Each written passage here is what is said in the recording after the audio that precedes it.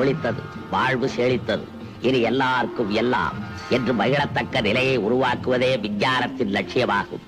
4 ஆண்டுகளுக்கு முன் இப்படிப்பட்ட ஒரு விஞ்ஞானிகள் மகாநாட்டில் மின்னலை மனிதன் ஆக்க சக்திக்கு பயன்படுத்த முடியுமா என்ற கேள்வி எழுந்தது. அதோ பார், மத்தியில ஒரு சின்ன மரம் தெரியுதுல்ல, அதைத்தான் சொல்றேன்.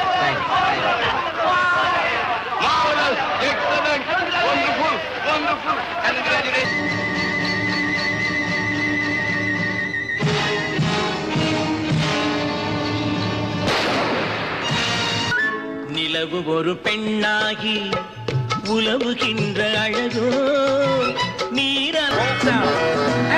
நீரத்தோணியிலே தவழும் பெண்ணழகு.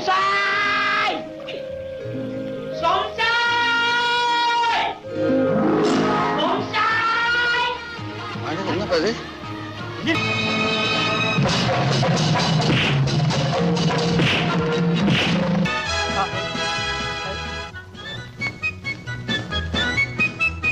கூட்டம்? இந்த ஜனக்கடல்ல உங்க அண்ணனை எப்படி கண்டுபிடிக்கிறது? ஐயா, ஐடியா வந்தாச்சு. என்னது? சில நண்பர்கள் புதுமையான முறையில் மோதுவார்கள். அண்ணே, தம்பி,